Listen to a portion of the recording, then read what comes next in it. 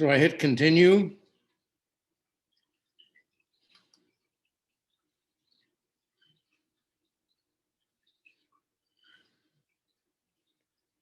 How do I do this? You talking to me? Yeah. Okay. Yeah, the link is there, and what you do is,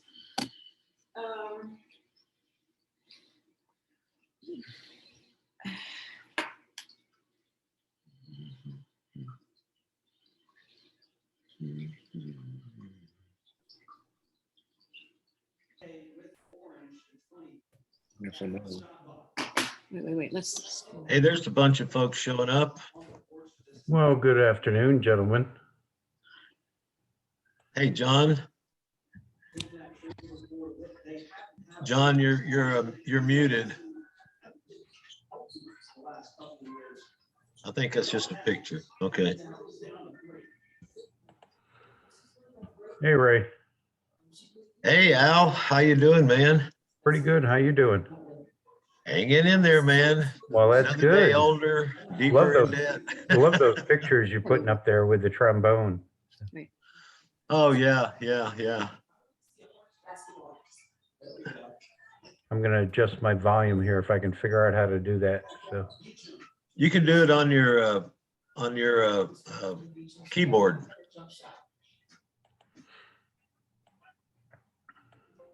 It's right at the top, about the fourth. okay, yeah, I fourth got one it. over. Yep, got it. Okay. I got Jack and Gary and John and Paul's just getting in there. So Hey, there's Jack the mouse. Hey, How how you you doing? doing, man? how you doing, Jack? Good. You guys? Better than I deserve, probably. Don't say that.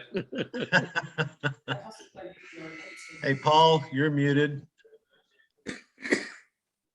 Unmute. Okay, There you go. there we go. Looks like John Crowder's muted too. Well, he's got a freeze frame on there. He's just got a photo, you know. I don't know what's going on there. Hey, Tom. How are you doing, Paul? Mr. Wells, how are you doing this evening? Mr. Wells, geez, I feel elevated. Not bad, Al, not bad. I was going to say the same for Mr. Ganguzza. What? Oh, Gary, I like those horses back there. That's pretty cool. Yeah, I took that up Last in time- near Dick Anderson up in Mesa. Yeah. Thanks. Beautiful animals. Oh, yeah. Hey, Jack Mouse, how are you? Hey, how you doing? Pretty good. Good. Good. Hey, I saw the vote total that your lovely bride Janice got. That's just wonderful. Oh, the downbeat poll. Yeah, I'm real proud of her. You should be. That And, lady, got a that lot lady of tough can sing. competition. Welcome, Dick.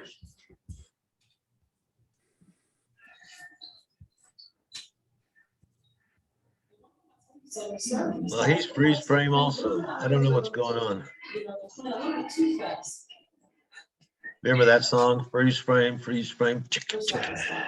Freeze frame, chicka, chicka. Yes. The good news is we remember it. I'm not sure any of us really understand all this technology. I still don't understand the telephone, so. Well, that's Are you okay. talking about the Jack. party lines? They say smartphones, but you got to be Number, smarter than the please. phone. Oh, man, isn't that the truth?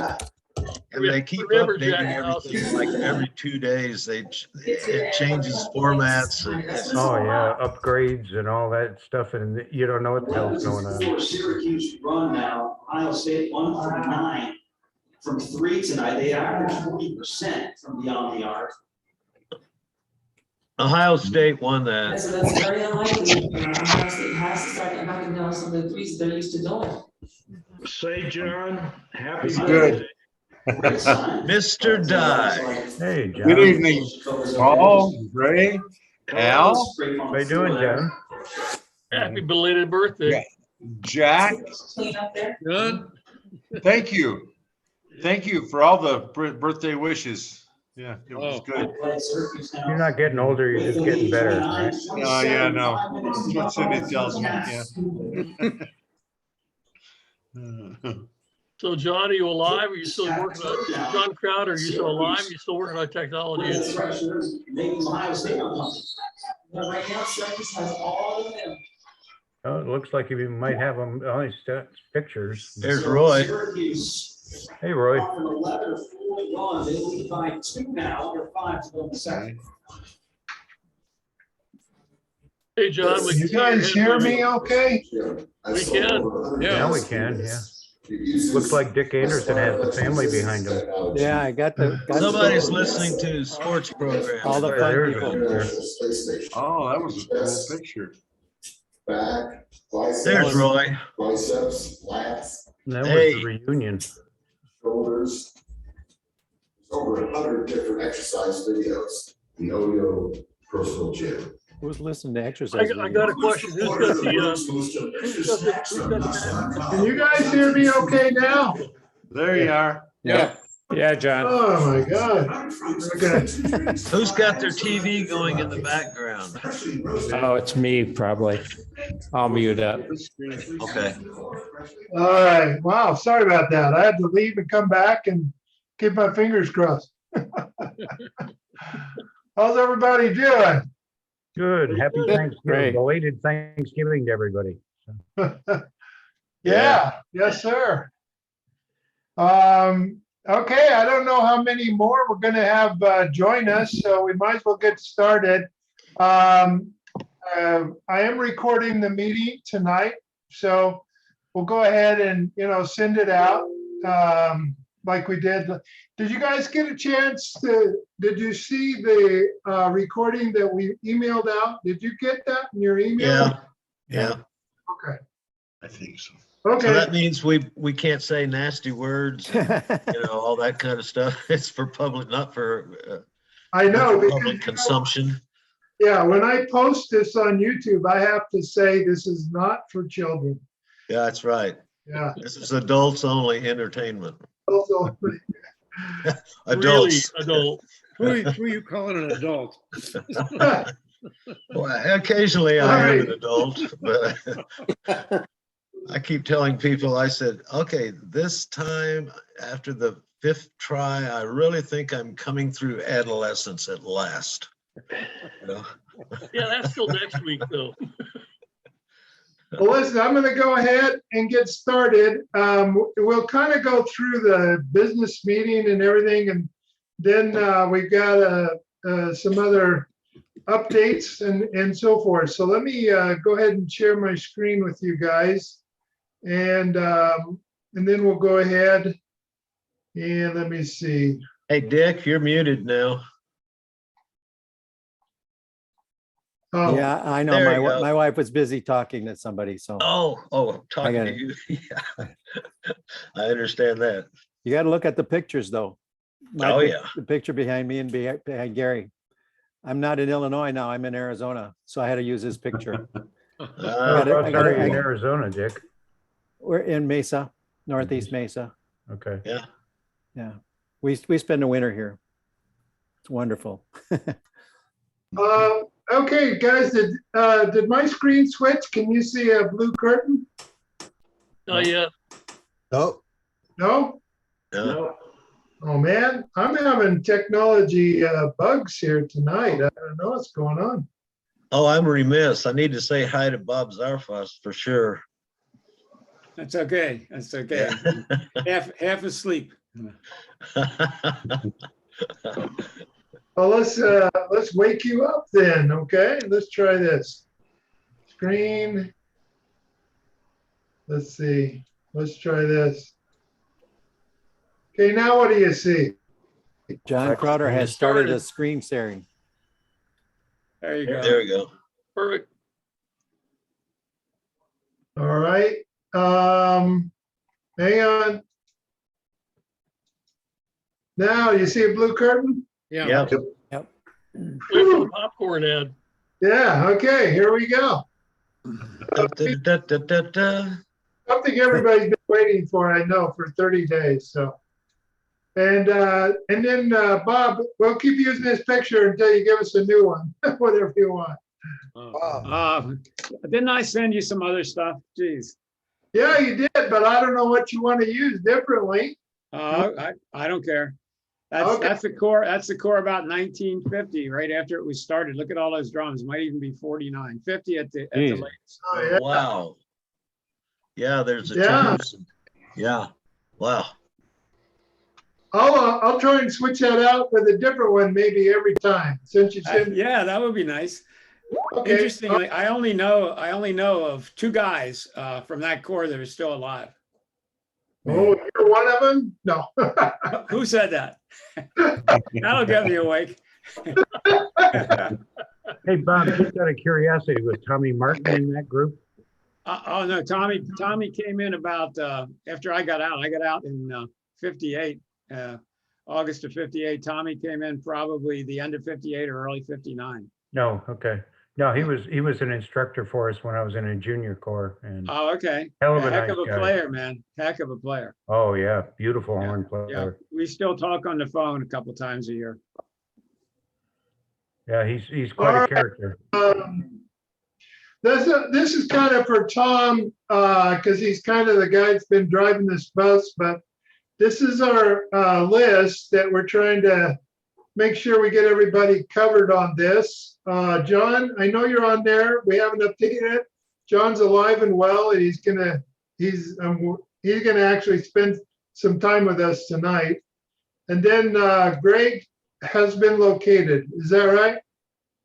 Yeah, Absolutely. I have all Greg's information. Okay.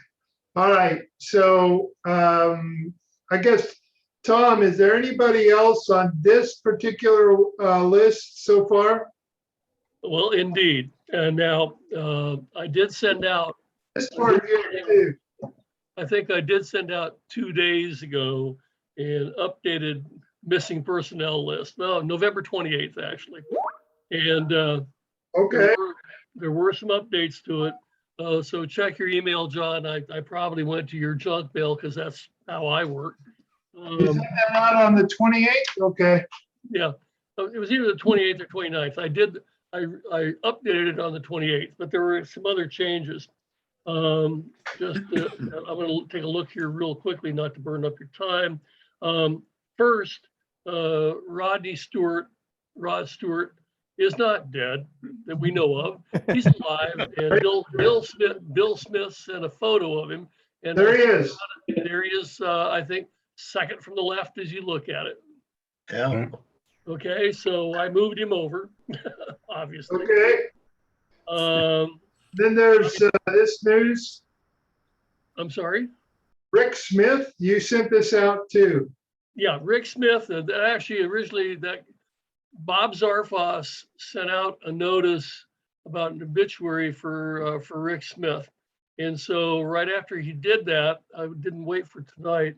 I followed up with an email to the group, and I heard back because it just wasn't ringing a bell with me that he'd been with the Corps, with the AFA Corps, and come to find out, indeed he had. George Fennell actually sent me a roster with him on it, and I'm on there also, and a number of other folks here in this illustrious group. And I just can't put that face at that age to his name. Anyway, so he is now listed in our list of the departed. And thanks, Bob Zarfos. As a matter of fact, we had another comment that Rick had been from the Hanover area, from somebody who was not from Hanover. And so it tracked very nicely. So thank you very much for doing that. Tom, do you remember what years he was in the academy? Do you have any record of that? I knew him. Okay. Yeah, there's a couple of folks. Who was that? It's me. I remember him. He was tall. He was a tall, kind of skinny drummer. Yeah. After the Corps disbanded, he went back to Pennsylvania, and he lived real close to 3 Mile Island. And when 3 Mile Island had its problems. He and his wife came out here for a visit just to get away from it. That was back in the late 70s, I believe. 79. And, but I did hear that, just a rumor, I heard that he passed away some years ago, I believe, but I don't His have any. obituary was just in the paper recently, John. Oh, okay. So it wasn't way back then. Okay. No, Oh, fairly current. So Yeah. yeah, he was, and you're right. And I say George Fennell mentioned it, and I think somebody else also mentioned they'd marched with him. Like I said, I was just drawing a blank, so I just went, email to the think- group, like, who knows I this think he- person? And Well, never yeah, felt I think bad. he played. that thing that John was showing showed Bill Smith as unknown, and Well, it had George Fennell as unknown. Well, number one, that's really old now. That's really Oh, okay. old. Okay. Check your email, because I sent out an attachment with an updated list. Uh-oh.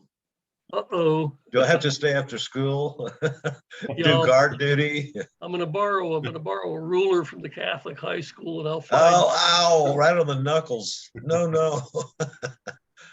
Anyway, yeah, double checked. I did do an update. Also, Bill Carlson contacted me because, Bill Stokes is on the departed list. I'm just kind of going back and forth here. And Bill Okay. provided Bill Stokes's date of death. So we got that. Okay. Well, I will promise I'll get the updated list in, and you're off the hook, Tom. This is my fault that I didn't get updated. Sorry, bud. Oh, no, that's okay. Hey, I'm busier than that paper hanger also, believe me, I understand. I'm trying to think there was. All right. Hey, Tom, Anyway, one so- other one that I noticed on the honor roll of the past brothers, the date and everything there was for Keith Markey, but there was no location. And I believe he was buried at a military cemetery in New York. I don't know if that's something we can check or not to just update. I keep thinking I've seen the picture.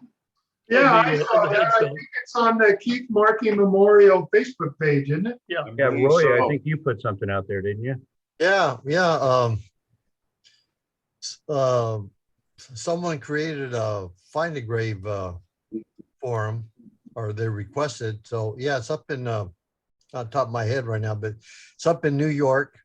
We're all thinking we was going to be buried in Washington State, and that wasn't the case apparently. That's sort of nice. Yeah. The headstone Very polite. can take. That's a pretty good thing when you're trying to remember someone. If you come up with headstones and pictures to share, because sometimes the guys they like to look at that. I'm involved in Find a Grave Society of the United States, so I'm always going out taking pictures of people requesting headstone pictures of military and regular graveyards in my area. So yeah, Keith Markey ended up. I don't know. I can't remember the town. I'm on my computer zooming right now, so I can't check anything. All right. Well, and also we got this email from Mike Smith. I don't know if you guys saw it about I just noticed it. I was going to ask about Richie Bellevue. If Rich that's, Bellevue. He said that this, according to Mike Smith, he said he's pretty sure this obituary had to do, it shows Richard as a late brother. I tried to find on Facebook, I tried to do some research on this, but I couldn't. Yeah. I did too. I couldn't confirm this, but this is what he thought based on the obituary, that this was for Rich Bellevue. So I guess we're still looking for confirmation on that. It looks that I went up and took a look, and I still think there might be a bit of question, but Yeah. nobody's heard from him for many, many years. So it's not like, anyway. Yeah, and I think most of you guys might have been on last month, but you remember, just if you weren't, that there was this message that came out about from Ray, actually, Ray Hootler, about his son, but he gave a little bit of information on what he had been doing through his career and everything. So take a look at this. It'll be on the video replay if you missed it last month. But anyway, Ray's alive, but unfortunately, he had a passing of his son. So, okay. Well, he made chief at 20, I see. Wow, that's cool. Yeah. Well, anyway, from me as last part of this, Bill Smith sent me some other information that I'm doing some backtracking on too. Do check your emails. I'm not trying to burden anybody with a whole bunch of stuff, but it's like the last one I sent out that had the couple of attachments.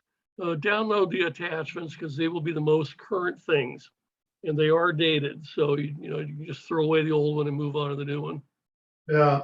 Tom, one other one. I'll call Pat McDonald and ask her about the specifics for Gil, and I'll get that to you. So. Okay. That's something that he mentions. Hanscom Air Force Base in Boston. I can remember us landing there. Yeah. Yeah. So, for some of you guys who maybe haven't joined us in the past, we like to spend the first part kind of going through, who's missing, what's the honor roll of the guys.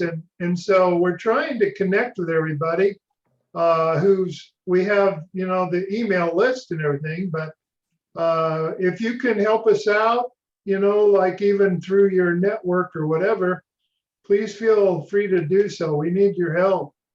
Well, I'm in constant contact with John Simpson, and he just says no, he's not interested, and I don't know why, and I didn't ask him. So. It's a lack of technological skill. Yeah, that could be for a lot of guys. Yeah. With the guys from my corps, and John was one of them. That's a common thread. They'd like to, but they just don't feel up to that.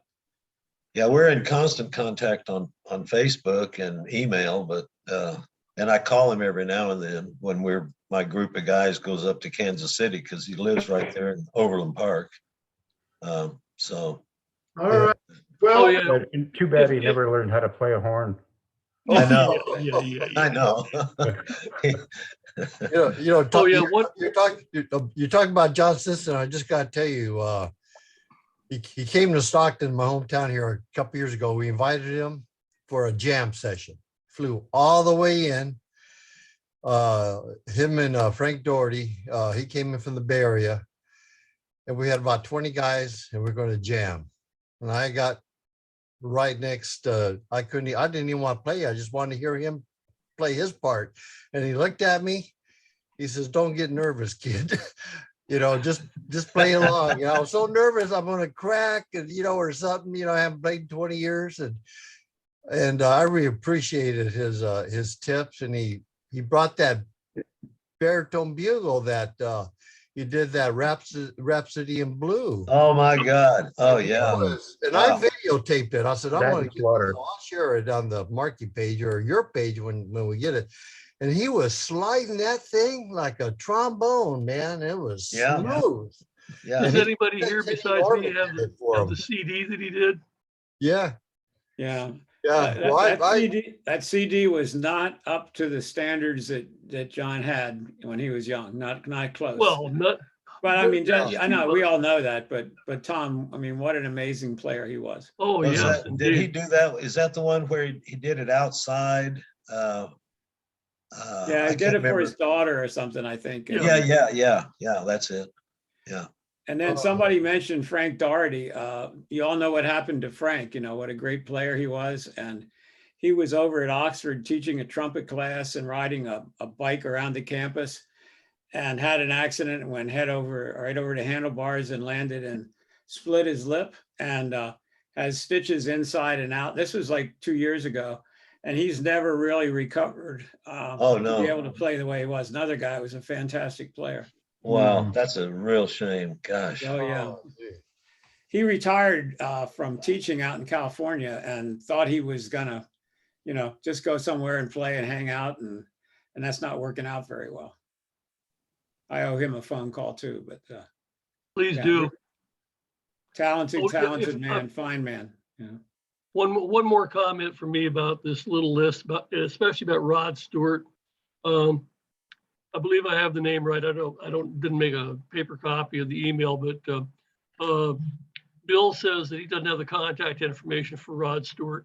We've seen a great picture, so we know the Air Force Academy Flight Ascent Cadet Corps. Somebody over there has got his contact information, but he's got a son that Bill thinks still lives in the Colorado Springs area, maybe, and I think his name is Mark. So if somebody around there could take a peek and do a follow-up.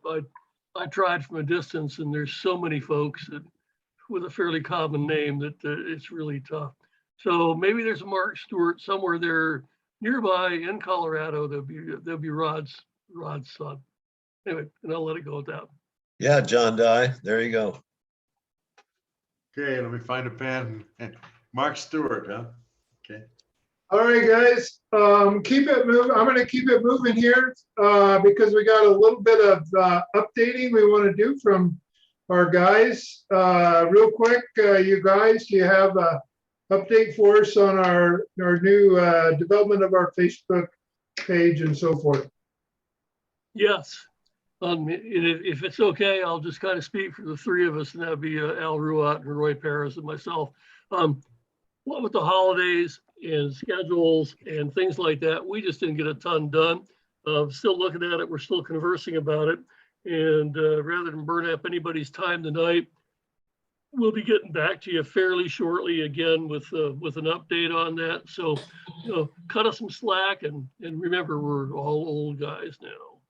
No pressure. We're not going anywhere, Tom. Well, I hope that, how shall I phrase this to a good Mormon? I hope the heck you're not going anywhere soon. I'm going to Houston for Christmas. Does that count? That's close to heck. All right, here's an update as well. Do you need any time on the museum donations? Al, you said you were updating your list of stuff that you were hoping to donate at some point. And by Yeah, the way, Roy, I've got pictures, recordings, buttons, pins, patches, all sorts of stuff. I've got a list that, since we said we were going to sort of wait on this tonight, because we've got the Facebook and we've got the museum, and there's a lot of things that are overlapping. okay. So we're still working on that. So. Okay. Just to let you know before we move on, Roy Ives just had surgery yesterday or the day before on his knee. So he should be leaving the hospital tomorrow. Things on the museum front are probably going to be kind of quiet for about a month or so. That's Bill Ives. Yeah, Bill Ives. Sorry about that, Roy. Yeah, you scared me. Well, that's a rare event. I was at the doctor's today. All right, guys. So here's some new notes and updates for everybody on. Hopefully, I don't think we've gone over these before. Bob Zarfas, this is something you sent out. You said there's more to this story, and I think inquiring minds want to know about this St. Paul Winter Carnival in 1956. You sent out. Okay, excuse me if I don't remember exactly what I sent out. Can you give me a little hint about that? Sure. It said this was.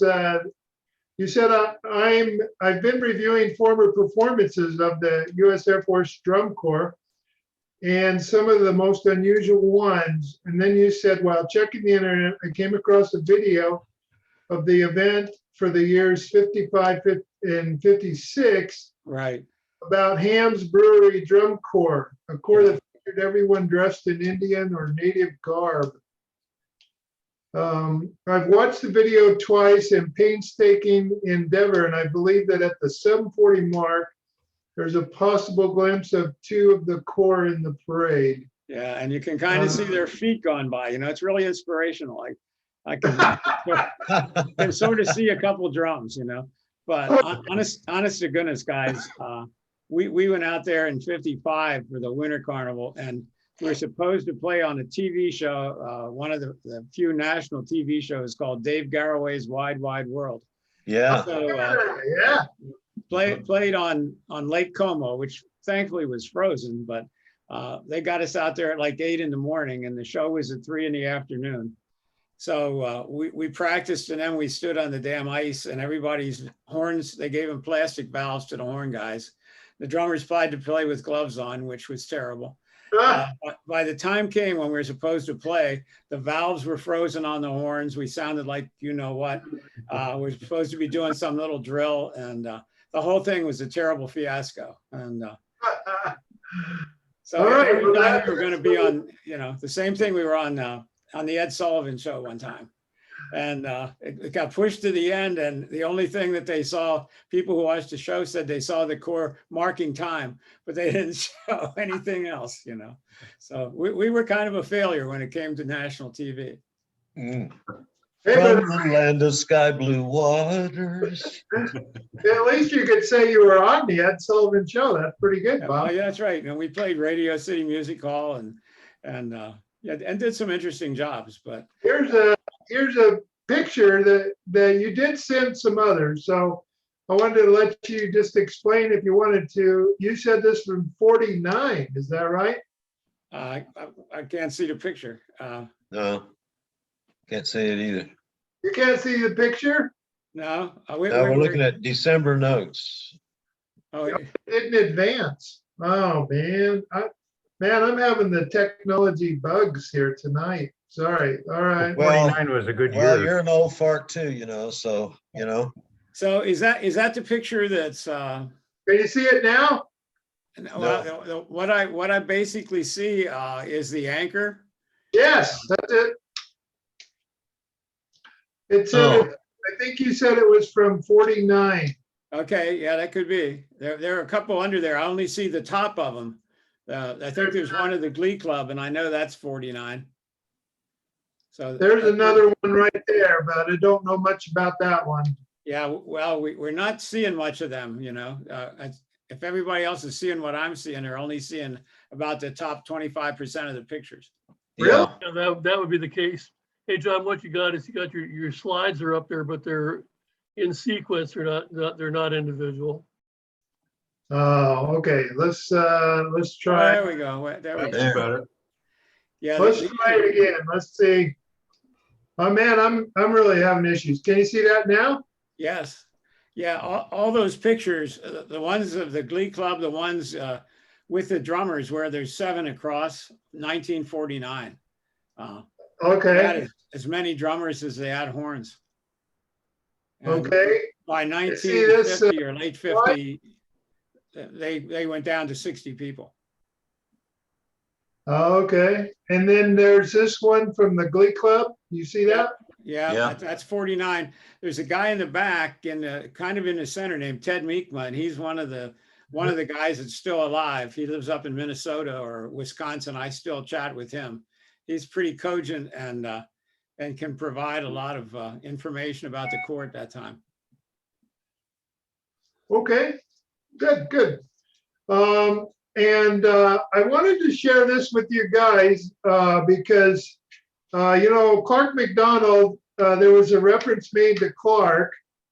And I went out and I think this was maybe Roy Perez sent it out. I can't remember, but it was actually his brother has a Marshall McDonald who is, I've looked him up on Facebook. He's quite a very accomplished jazz musician himself with the saxophone. But here we are with what his brother said, that Clark McDonald was a Carnegie Mellon honors student. Wow.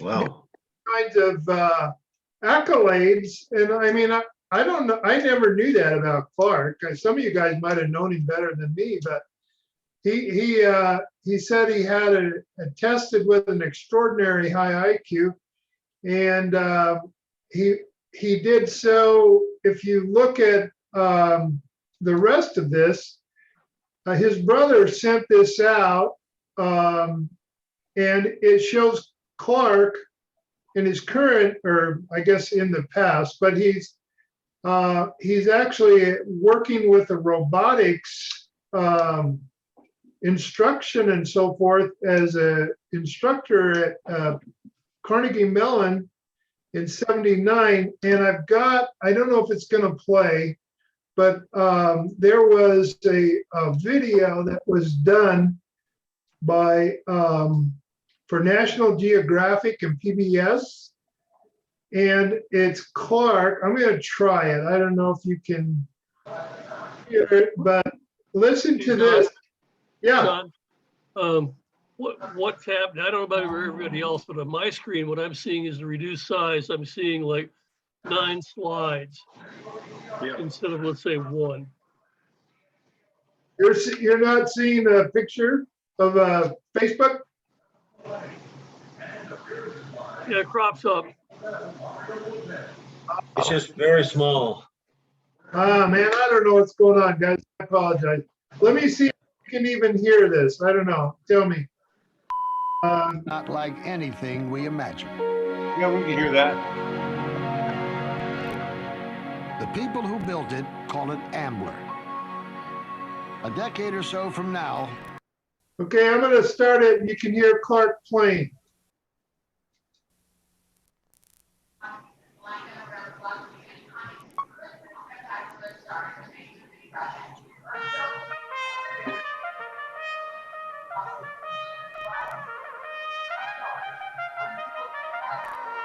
No robot can act the way a human does yet. There are no.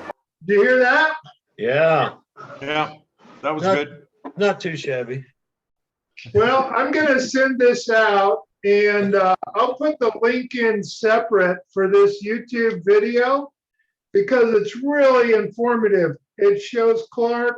I mean, he's a genius, I guess, because he's teaching these college students back then how to build robots. I mean, this guy's a genius. So I'll send out a separate YouTube link for it, okay? Yeah. And then you guys take a look and check it out because, man, I had no idea that he was that accomplished as a musician. So I've been in touch with Clark a number of times. He and I are in communication on a fairly regular basis. He actually is that he's no longer in Pittsburgh with Carnegie Mellon, but he is in the, I believe, the Newport News, Virginia area now. He's had some health issues, and I believe he is, if not wheelchair bound, he uses some assistive devices to get around. So, but he's out there and he's doing okay, all things considered. Hey, Tom, that's cool. Maybe we could invite him to come on as a special guest or something sometime. Yeah. I'll tell you what, I'll He's volunteer been on to a broach it couple of with him and these, see but what he he says. doesn't say much. So he's very quiet. Well, Clark and I roomed together for a while with the Academy Corps on the road, and we got into trouble together occasionally on the road. I don't know if you guys remember between Clark and George Collier getting out those little pocket trumpets and playing along with various bands and stuff when we'd go to different shows. Yep. Las Vegas. They were fantastic. Yeah. Now, can you guys see this this slide about Mike Embry? Yeah. Yep. So this was Michael sent this out. He said he's going to be marching in the Rose Bowl parade as a former band director. So apparently there's going to be a number of across the country band directors who will be marching together in the parade. So I thought I'd mention that. He's been on with us a couple of times, and so I thought I'd mention that. And then Jack, are you still with us? Yeah. Okay, Jack, you put this out there about another concert for you guys, right? Which one? Naperville in December 3rd. Oh, Friday, yeah.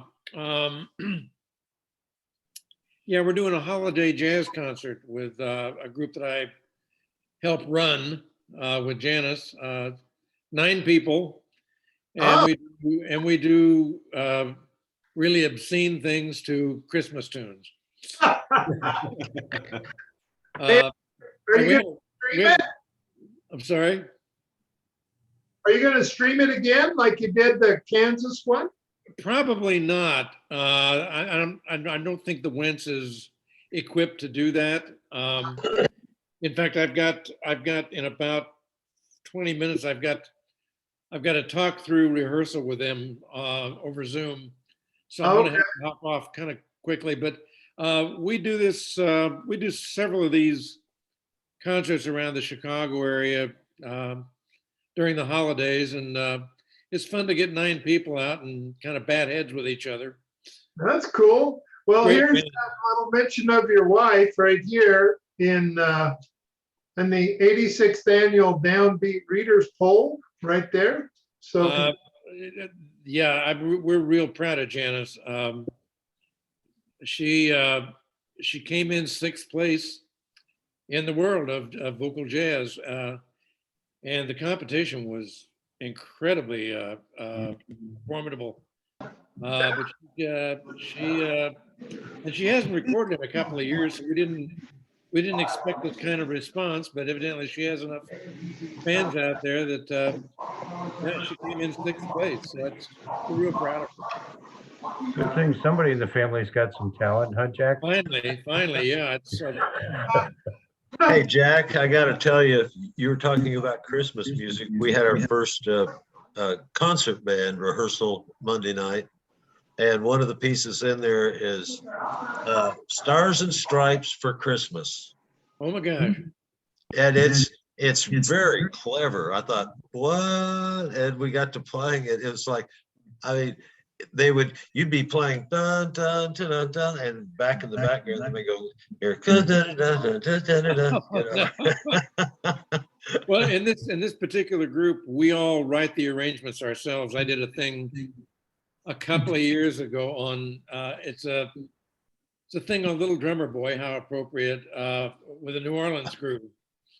That's kind of outrageous, and then I did a thing on We Three Kings, which is kind of like Bobby Timmons meets Charles Mingus. Oh,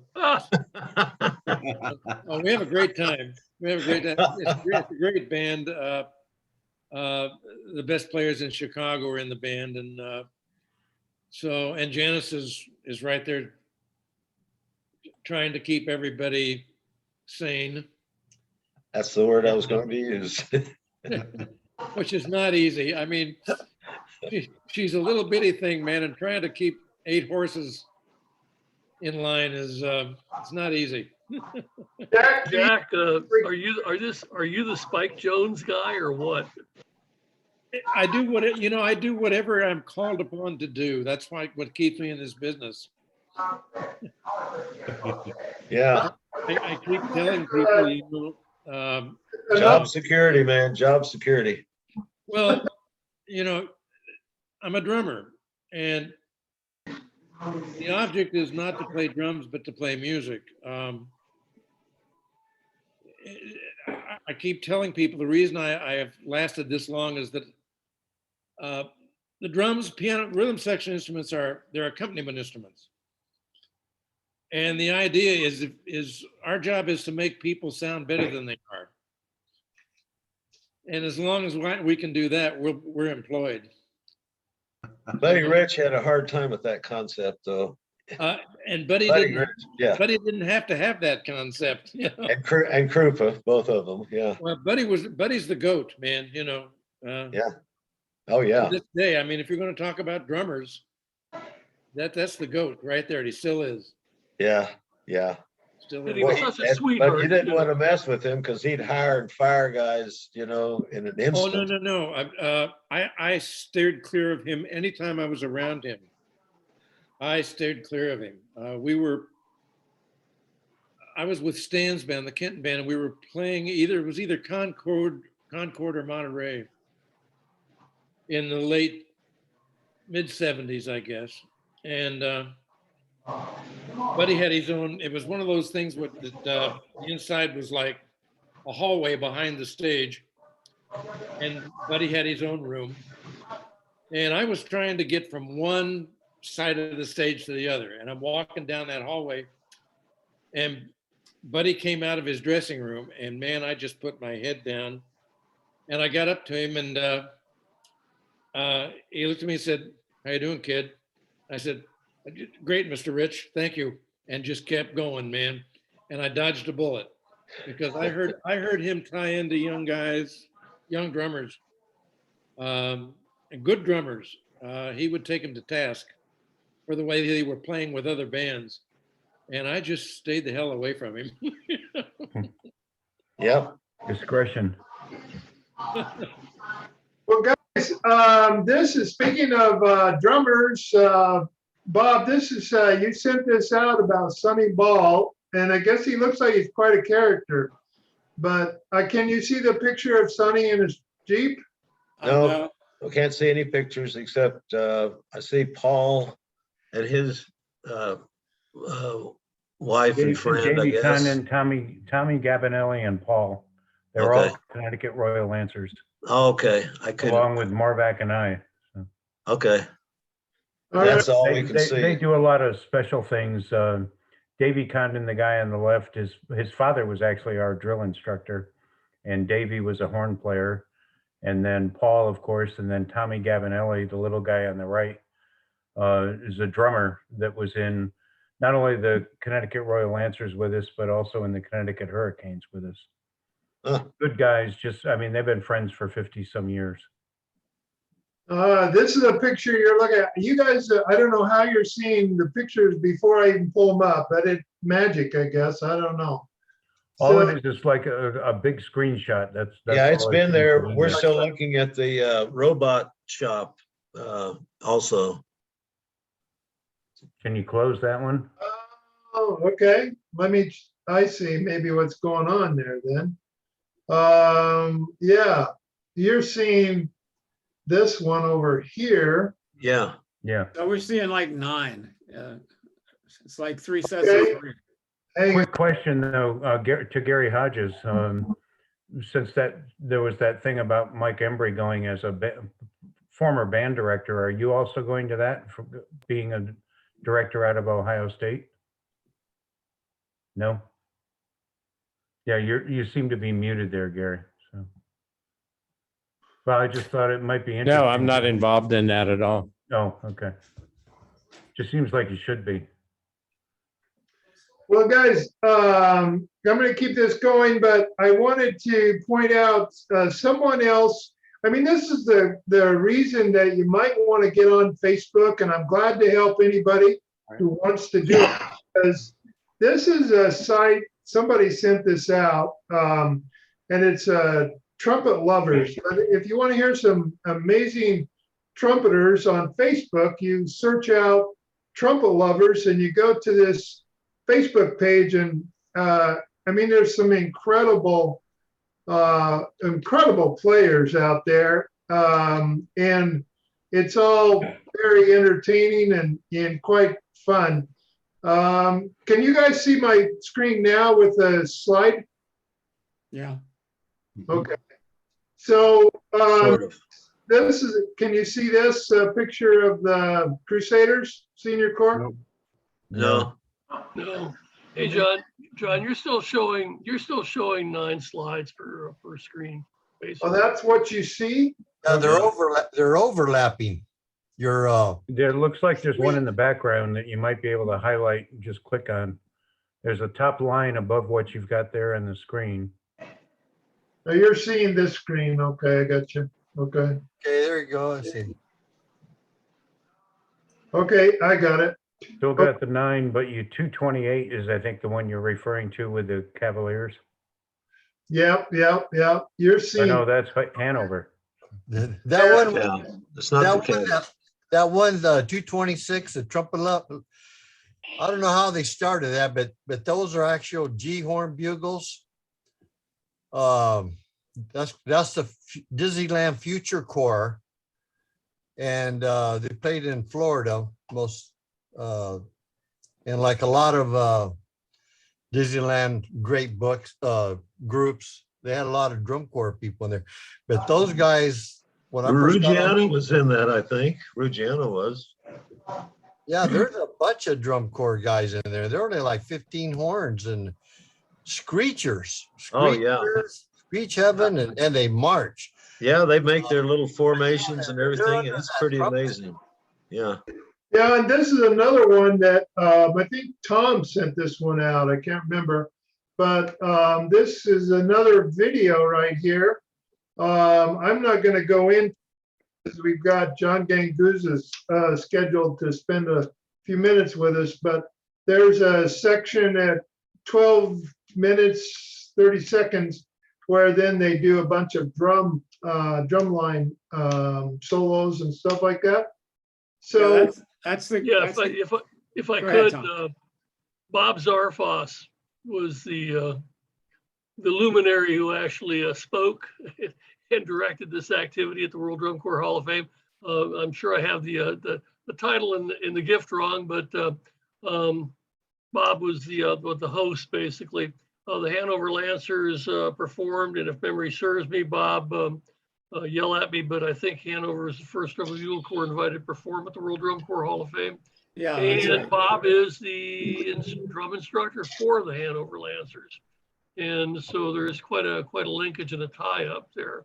And it is, for my behalf, it is indeed both an honor and a privilege to work under this gentleman. Thank you. Nobody works under me, Tom. Well, not that far under. Yeah. all right. And these are some video. You know what I'll do, guys? I'm going to make a note to myself. I'll send out these individual YouTube links so you can take time to look at these when you get a chance. Along with the recording, okay? So, By the way, the Lancers play G horns for my bugle playing friends on this group. Yeah, good Good point, choice. Tom. Yeah. Yeah, absolutely. Yeah, So- those big bore G horns were just tremendous horns. Yeah. You got a little more sound out of them, didn't you? Oh, Well, yeah. particularly when they ended up with the valve and rotor, Yeah, that helped. When they went from the GF to the GD horns, it Right. made a world of difference. Yeah, it sure did. Keith was involved with that, I think. Yep. all right, guys. Can you still see my screen on the spotlight? Yep. Yep. Even Okay. better now. All right. Go ahead. We're going to actually, our guest for tonight is John Ganguzza consented to share with us, something about his life before, after, in between, whatever, the drum corps. But I've asked him and he sent me some slides that he kindly put together. So I'm going to invite John to go ahead and I'll just change the slides as you narrate them. This is one, John, that I think we talked about last meeting, but it's a good segue into some of your other slides. So, John, are you still with us or did? Oh, yeah. Okay. I was trying to think of what that was. I'm sorry for the delay, but appreciate your taking the time to put this together. So we'll let you go ahead. This will be our last thing on the agenda, guys, and then we'll wrap up. So you can shut it off right now. No, you can't get off that easy. This is a surprise. I didn't know this one was in here. This is I was fortunate enough after I left the Air Force and settled down in Idaho. I joined the Knights of Columbus, and that was an interesting experience because I joined and showed up for a couple meetings, and I said to the fellow in charge, I said, hey, if you don't get me to do something, I'm not going to show up at this because I got better stuff to do. So he started giving me jobs, and that was it. And then all of a sudden, I guess I'd been at our council about 2 years, and the priest came in that night, and he looked at me and he said, there's a freight train coming in through here tonight, and it's got your name on it. And I found out after everybody else that the Grand Knight had resigned, and they among themselves decided that I should be the next Grand Knight. So for the next 2 years, I was the Grand Knight. Well, the second year as Grand Knight, I also got elected to the state office. And so I went up through the ranks, the warden, the advocate, the secretary treasurer, and finally I was the state deputy for the Knights of Columbus and for the state of Idaho. And that medallion around my neck there, with the red ribbon, that's the office of the state deputy. So Where were you in Idaho, John? we lived in Eagle, Idaho, which is a suburb of Boise. Boise. How about Boise? Yeah. Oh, wow. Okay. Okay. Right. Here we go. Well, you know, I didn't have any pictures of the first drum corps I belonged to. And I said I started out with Holy Name Cadets. That's not true. I actually started off with the St. Stephen's Marching Corps in Passaic, New Jersey. And it was both young kids and adults, and we participated in parades. And I joined that in 1954. And the horn instructor was my trumpet instructor. And so in 56, a bunch of the guys that were in St. Stephen's decided they were going to go to other drum corps. So a bunch of them went to St. Anne's Cadets in Fair Lawn, and a couple went to St. Vincent's. And I thought, well, closest one to me is Garfield. So I went over to Garfield. And they started me off. I was a first soprano. They had solo first and second. I was a first soprano, and that lasted for about a month. And one day, Donna Angelica said, "Hey, come on up here." So from that day on, I was a solo soprano with the Garfield Cadets. So Wow. this was the picture taken at the national championship. It was indoor the convention center at Atlantic City. And I just wanted to show you this because this was what we called in those days, we used to have a color presentation. And we, for that year, we played Washington Post. And so you see the color guard over here and but that, I don't know what it was that night, but everything seemed to click. And you can look down those rows and that line is just perfect at an angle. I mean, there's nobody that's out of line. And the whole night went like that. It was just fantastic. So if you go on to the next one. I always liked Garfield a lot. You can always find me in the drum corps pictures because I'm the shortest guy. And over here, if you look, that's me right there. Yep. Chick DeVito was on the left, and Billy Kardash was on the right. I remember that. What a squad! And yeah, that was at Atlantic City also. But that's how you know where to find me. Always look for the shortest guy. Next one was from 1959 at the Legion Convention. I believe that was in Minnesota that year. But it reminded me, that picture reminded me as I was going through pictures, remember we went to the Thanksgiving Day parade and what it was like. Well, with Holy Name Garfield Cadets, we went about every other year to the Thanksgiving Day parade, but the Caballeros went about every year. And I guess it was around 1963, 64. They were holding a meeting, organizing the parade. And this one woman said to Jimmy Costello, "How come the Hawthorne Caballeros are always in the parade?" And he looked at her and said, "Well, you always have Santa Claus." So they kept on having the Caballeros after that. But you know, it used to be where you got paid transportation. So in other words, they paid for your bus over there, and that was about what you got. The whole thing with the parade nowadays, it isn't like it used to be.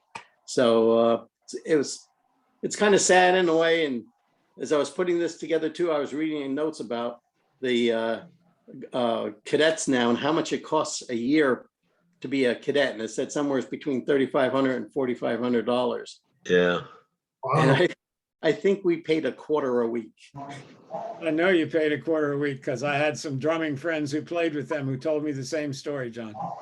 Yeah, just unbelievable. Okay, so if we go to the next slide, there's all the different uniforms, the holy name,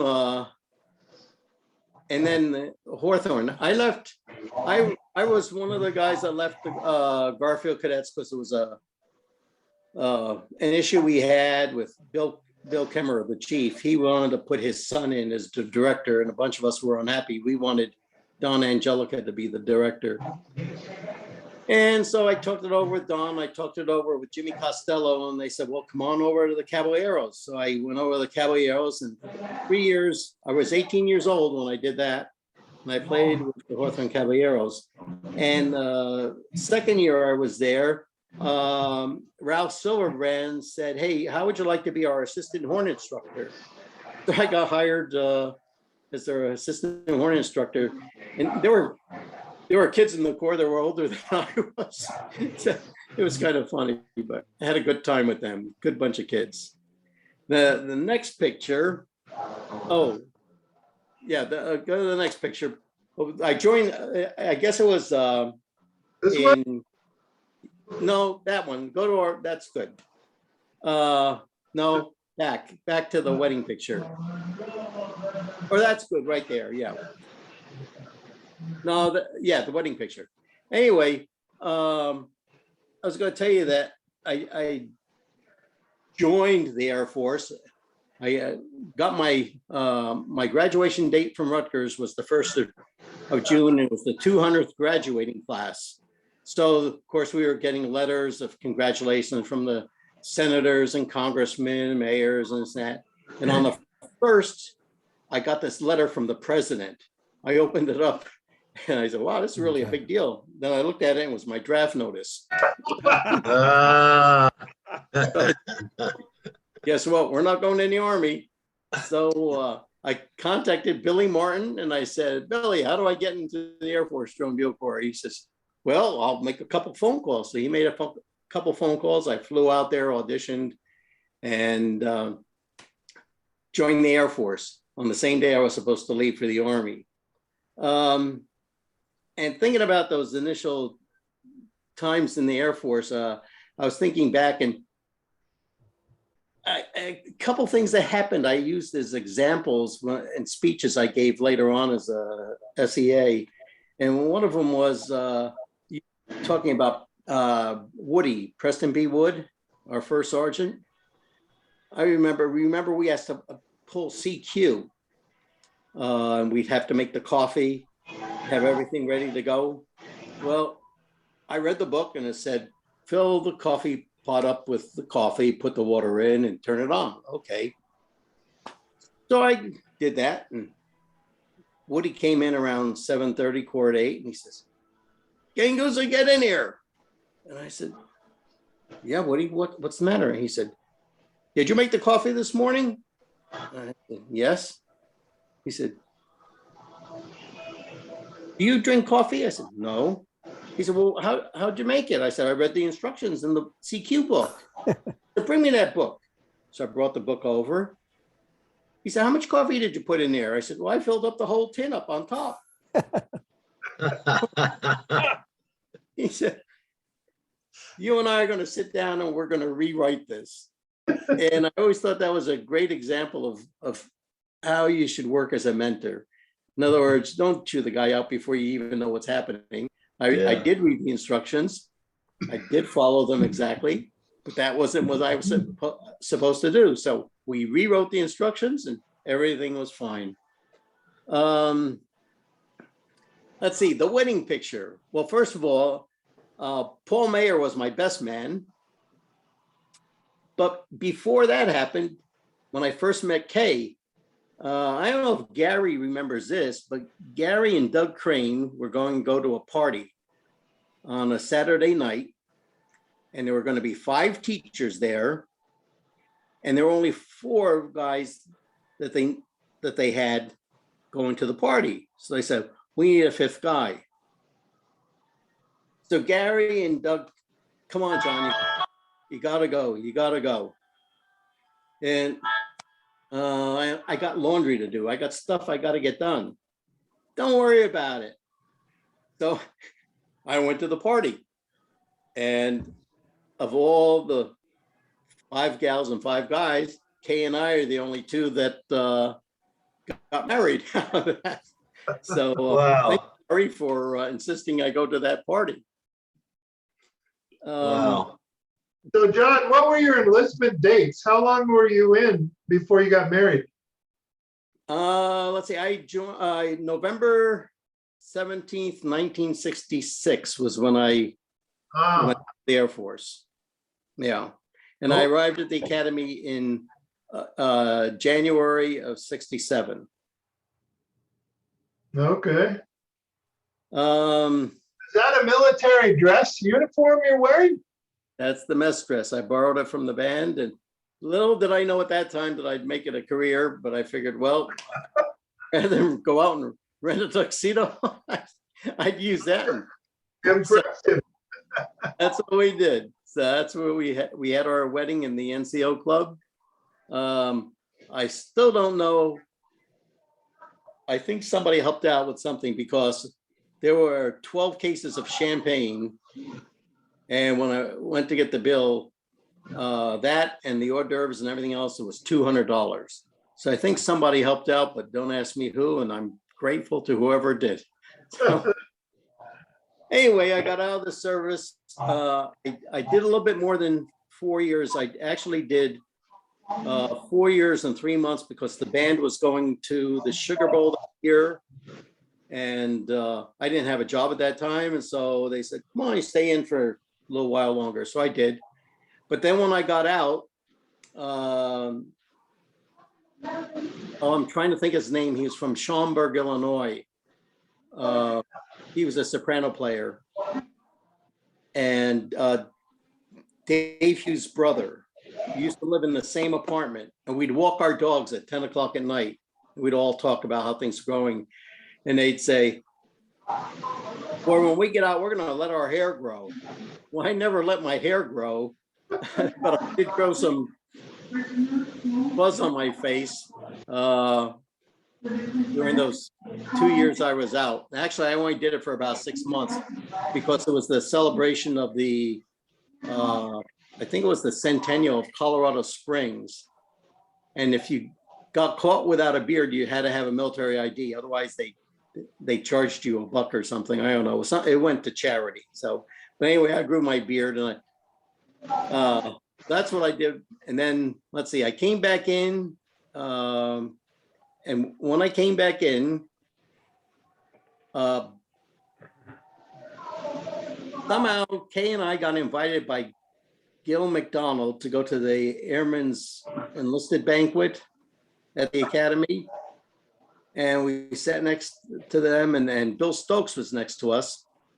And we just started talking, and Bill said, well, did you ever think about coming back in? And I said, no, not really. And then that night, Kay and I were driving home, and I said, well, I really had a good time tonight. And she said, yeah, me too. It just seemed like, we belonged.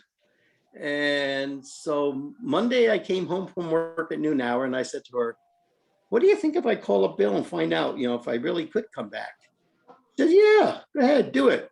So I called him up Monday afternoon, and I said, Bill, were you serious about me coming back in? And he said, yeah, how soon can you be back in? I said, 2 weeks. So he said, okay, you're going to have to take an audition. I said, audition? I haven't played in the past 2 years. I said, as a matter of fact, I don't even have a horn. He said, well, come on down this afternoon, we'll give you a horn. So my audition was nothing because it was kind of sad, as a matter of fact, because I remember a couple of guys saying, we're having this guy come back in? He's not very good, is he? Anyway, that was practiced a lot and got back in. And then, of course, when they dropped the drum corps, I worked with the Cadet Drum Bugle Corps for about 6 months, and because I was waiting on word about a commission. And that year there were 2,800 applicants for something like 80 jobs. And so of course I didn't make it because, you know, here I was a band guy and they were all these guys that they were taking were all engineers. So I started talking with John Lemlin and I said, John, what should I do? Where should I go? What should I do? So he said, you need to retrain into manpower. And I manpower. So he said, yeah, let me give this chief over there a call. So he called up Pappy Douglas and he said, I've got a guy in the band here that wants to retrain into manpower. And I could hear this laughter over the phone. And so he said, well, send him over and we'll give him a test. So I went over there that afternoon. They didn't know that I had had 2 years of statistics. They gave me this test. And so I started doing it and he came back in after about 10 minutes and he said, oh, I should have given you a calculator. I said, well, I'm on the last problem now. I almost have it all figured out. He said, you have it all figured out? I said, yeah. He said, let me see that. And he said, do you play pinochle? I said, yeah. He said, you're in. So that was how my audition for manpower went. Saved by the pinochle. So then it was kind of funny because then I had to go to manpower tech school down at Keesler, came back, and they said, you're going to do the manpower study on the Department of Athletics. So that's what I wound up doing. My last 7 months at the academy was the manpower study for the Department of Athletics. And then from there, we went to Guam and we had a boy and a girl. So we went to Guam, did 2 years there. And then after that, I was supposed to go to AFMEA because my boss at the Air Force Academy was now at, or rather Pappy Douglas, the chief, was now at AFMEA. And he said, I'm going to get you to AFMEA when you get done with Guam. I said, oh, okay. Well, I got this notice that I was going to Scott Air Force Base, Illinois, and instead of Texas. So okay. Well, I found out that my boss, who was a major, pulled rank and got me to Illinois instead of going down to Texas. It was good. We had a good time in Illinois. Spent 3 years there, and then I went on to spend 5 years at Randolph at the Manpower Air Force Management Engineering Agency. After 5 years there, they said, okay, it's time for your leave. Where do you want to go? And I said, well, I don't know. How about Europe? So they said, okay, you're going to go to the headquarters. And I said, all right. So I went over the headquarters and the colonel said to me, okay, we're forced to put you back into wartime plans because the only guy we have in wartime is leaving.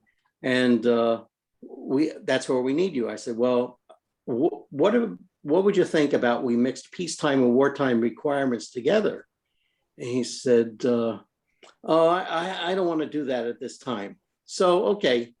So my second year in war plans there, they came along this project. We had the Operations Support Center, which was a bunker, which was 6 stories below the ground. And that was considered where we would go in time of war. The problem was that it was built for 300 people to live and stay there. And somehow over the years, it grew and grew, and now it was 600 people.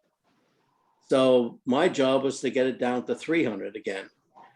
So when I did that, in order to have some horsepower, I decided I would get the DO, the XP, and the LG, because they were the biggest groups down there. I would get their 1 and 2 stars to outbrief.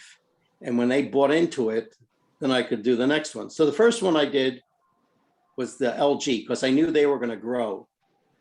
And they did. And they bought into it real quick. And the deal, oh, I don't care, XP, sure. Next one was XP, we took some cuts. Last one was the DO. They took a bunch of cuts. And the reason why was because USAF chopped to a logistics support command after when the war started. We were not going to be operational. All operations turned over to NATO. So I got through all that thing and it worked out well. And next thing you know, I 1 noon hour I'm playing racquetball and General Glosson calls up and says, I want to see you in 15 minutes in my office. So I didn't even bother taking a shower, ran right up there. And he said, I'm starting out this Tiger team. And there's going to be 5 of you on it, 4 officers and you. You're the manpower guy.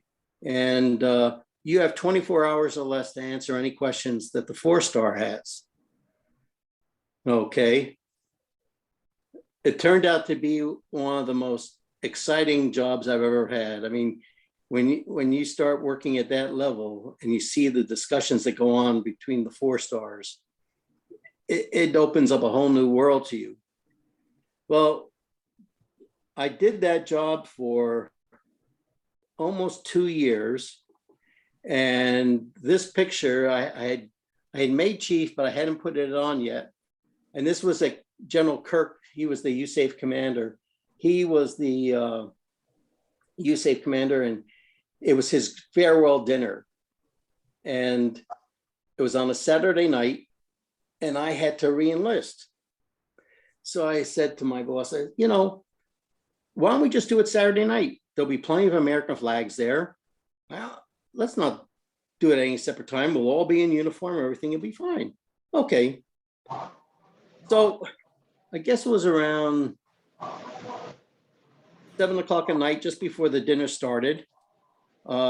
This colonel walks up and he says, hey, John, I understand you have to re-enlist tonight. Is that true? I said, yes, sir. He said, okay, don't do anything yet. After the dinner, General Harrison, the 2-star, comes up and he says, hey, John, I understand you have to re-enlist tonight. That's right, sir. Okay, don't worry about it. About 10 o'clock, the 3-star comes up. Same question, same answer. It's getting later and later. Finally, at 11 o'clock, he said, come on over here, John. Okay. General Kirk's going to re-enlist you. How's that? That's great. Super. So General Kirk was the one that re-enlisted me. And now I was his last re-enlistment that he ever did. And on Monday morning, I went to personnel and I turned it in, and the young airman behind the desk says, this is General Kirk's signature? I said, yeah, that's correct. He said, what rank is he? I said, he's a full 4-star general. He said, no, I meant like, oh, what? I said, I think that's 010. Oh, okay, I never had one of these to do before. That's how my re-enlistment went. Shortly after that, like I said, I had a line number for chief, so I made chief. And when I did, my boss came up to me and said, well, now that you're chief, what would you like to do? And I said, if I ever got the chance, I'd like to become a senior enlisted advisor. Well, 3 months later, he became the wing commander at Ramstein. And 3 months after that, I became the senior enlisted advisor. So I was a junior chief, really junior chief, became the senior enlisted advisor down there. It was a great experience, and hopefully I got the opportunity to mentor some of our airmen, as well as I've been mentored in my career. So it was a fantastic job. I did Ramstein, then I went up to 17th Air Force, which was all of Central Europe. And then from there, I wanted to do something different. I wanted to come back to the States. So I went back as a wing senior enlisted advisor, and the job in Mountain Home was open, and it was the composite wing. We had B-1s, KC-135s, F-15s, and F-16s. And when we deployed, it was the whole wing went. I mean, it was just a fantastic operation. Unfortunately, the Air Force said it was too expensive, so they did away with it now, but I did have that opportunity, and I always loved it. Let's see, the next picture is family beginning a new adventure. On the left is my daughter, Kristen. She's a veterinarian over in England. She graduated A&M in a degree in animal science, and she wanted to become a veterinarian. She worked as a vet tech for 5 years, and finally she got accepted at the University of Liverpool in England. And she said, I'm going. And I said, go for it. So she's still over there. She's single. She's had some medical issues, and so that was part of the reason why she stayed there, was because she was uninsurable back here, where she has the national health plan over there. And then there's me. Then there is Joni, who is our daughter-in-law, our son John, and Kay. And that was in, let's see, I think now 13 years ago, so it'll be 2007. Well, didn't take long for the family to grow. This is what it led to. And as a result of that, we now have 7 grandchildren, ages 3 through 13. And they're all different. 2 of them are redheads. And Kay makes all the birthday cakes for him. There's the Mickey Mouse birthday cake she made for Max. So they're a handful though, but Kay and I love them and enjoy them. And I thought, well, we're coming up on that season, and I found this picture, and guess who's leading the Air Force Academy band? Wow. Marching down the terrazzo, and General Vandenberg was over to the left. And I took the mace and I gave him a salute, and I said, ho, ho, ho, Merry Christmas, Santa. And he saluted me back and said, Merry Christmas. So was it snowing, or is it just the photograph? It's just a photograph. It's a newspaper. Okay. So yeah, but you can see that I had a candy cane for my for the mace. Oh, I see it now. Yeah. Yeah. You're on the terrazzo? That was on the terrazzo, and that was in the Gazette Telegraph. Huh. Yeah. How did you get selected as the Santa Claus drum major, John? Pardon? How did you get selected as the Santa Claus drum major?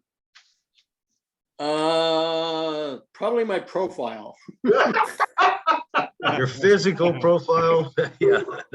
Yeah. They said, give him something to do. He can't play trumpet. So anyway, that's my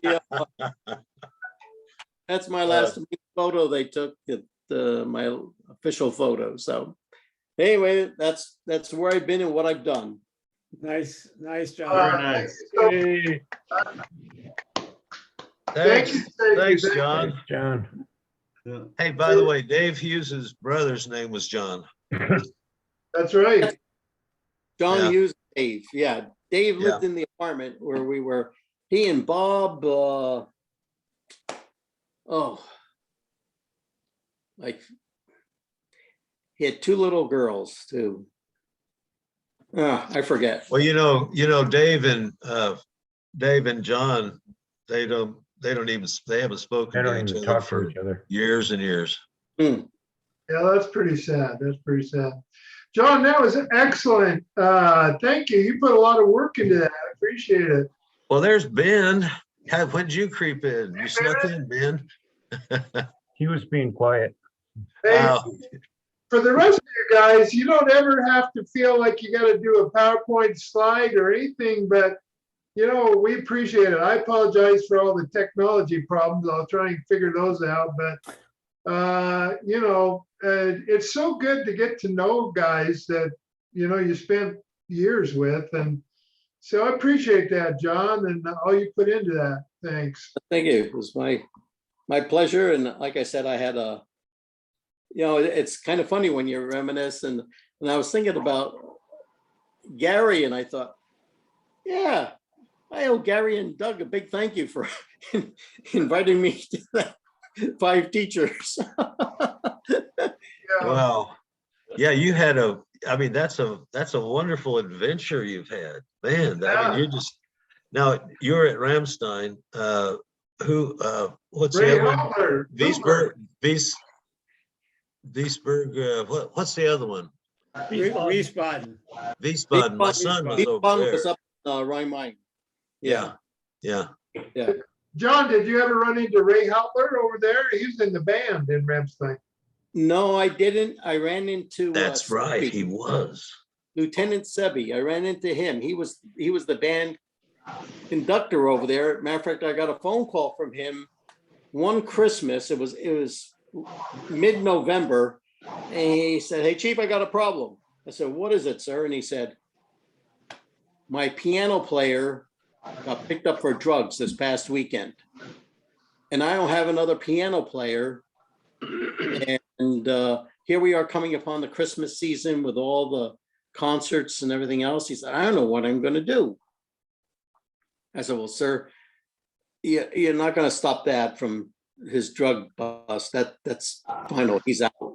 But anyways, we started thinking about it, and Sebi's wife played piano, so she went and played for most of their concerts. So, Well, and go ahead. the other guy was, and he left the Air Force as a lieutenant colonel at 18 years to become the conductor of the Mormon Tabernacle Choir. His name, but he was a fantastic conductor. And Christmas, when we were getting ready to go into the Gulf, the ending song was "Sing, Sing, Sing," and it was a concert downtown, and up above they had these kids choir walk in. They darkened the room, and it was just candles around the whole room, and these kids were singing "Sing, Sing, Sing" in German.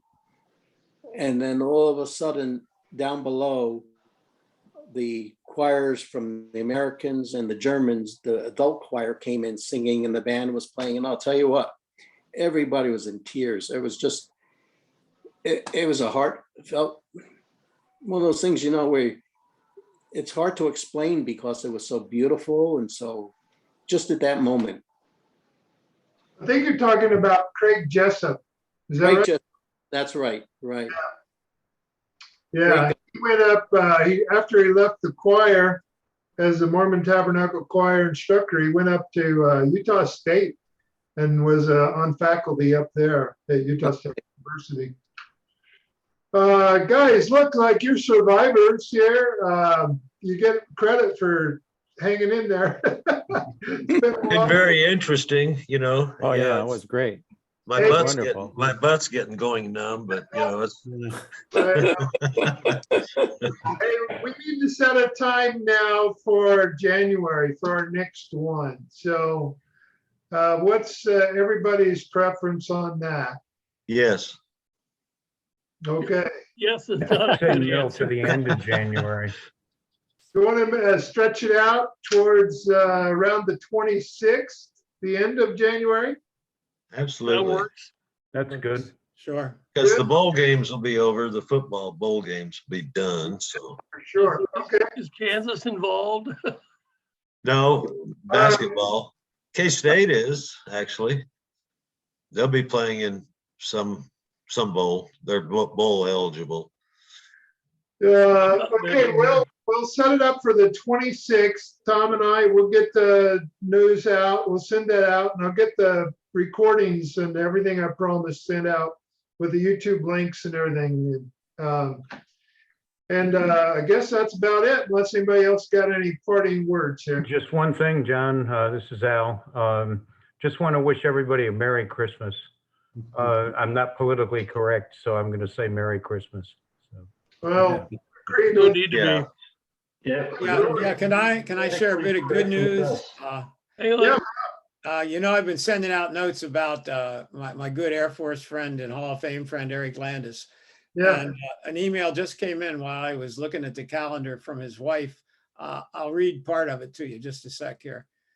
It says, today was a good day for Eric. He was taken off the ventilator. The nasal feeding tube was removed. The arm strains were removed. He is slowly responding. He knows he's in Philly. Recognized his daughter and granddaughter. I believe it's all the prayers that are sustaining him. So a wonderful guy. If you knew him, you would love him like I do. So just really, really good news. That's That is great news. wonderful Good to hear. Nice way to leave. Nice way to leave. Absolutely. Yeah, Roy, you had something, you had your hand up, but Well, hey, I'm not sure. Tom and John did. I sent out an email last month about an article at Drum Corps World. I'm not sure if you got it. I didn't. Yes. Check. Did get it, Roy. Thanks. Okay, briefly. One of my buddies is a correspondence writer for Drum Corps World. He's originally from the Richmond Hawks in the 60s.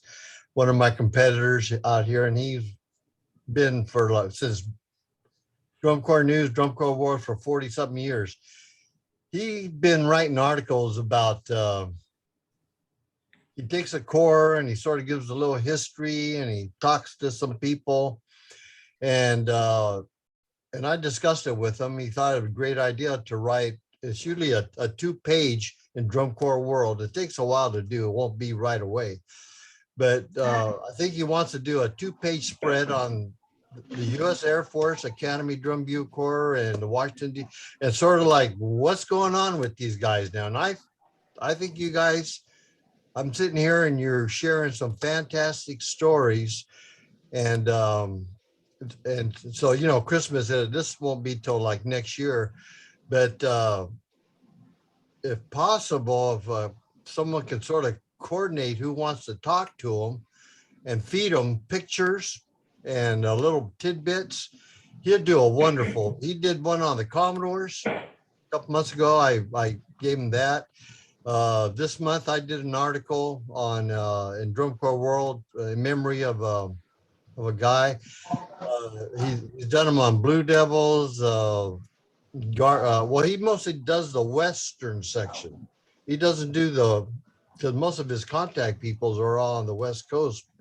So, and you guys were considered like the West Coast to me, Western. So it falls right in line with his writing. So that's all I got to say. And when he's ready, I'll a couple names and contact you guys could take it from there. But thank you. Service spread and let the Drum Corps world know whatever happened to the great. Yeah, whatever happened to those guys. Yeah.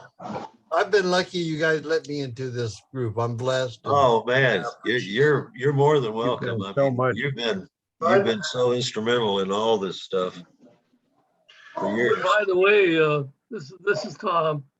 And by the way, for those that don't know, Roy does an amazing job with birds. He's got the most fabulous collection of hummingbird photographs from his backyard and around the pool and everything else.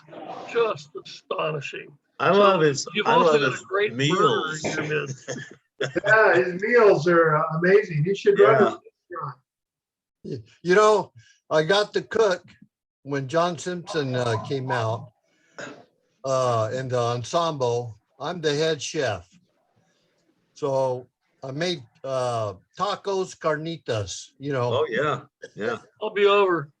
Yeah. Bring some to the next Zoom meeting. And all I had was a little camping stove out there in the parking lot, and we all enjoyed it. Him and Frank Doherty and stuff. You didn't have any cerveza out there, did you? We do. Oh, really? We had beer at every, except when we're out of school practicing. But one time, sure. Yeah. The best practice site was the next alumni Commodore. His sister owned a bar, and cleanup days was on Wednesday. So we can go in and they said, here's the key, open it up. You have any beer, just put the money on the counter. Man, I can imagine like the VFW halls in the East Coast, how you guys would just go up to the halls and practice and go into the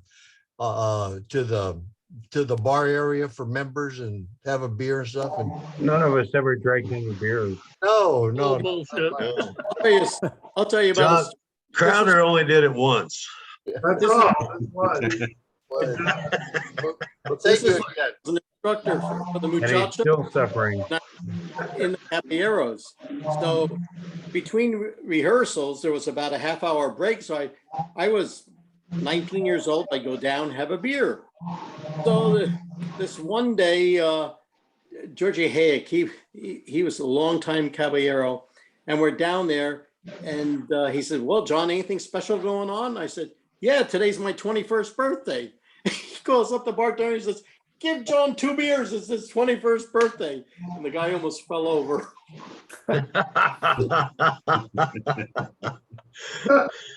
Hey, George guys, is- it's been George is a great. legend. Good to see you. We'll try to drum up some more guys to come in Merry here. Christmas and Merry happy Christmas. Merry Christmas. Merry Christmas. Yeah, Merry Christmas to everybody. See ya. I'll see you in a couple days, right? Hey, Roy, I like the, looks like Whaley Royce horns behind you. Wish I had one.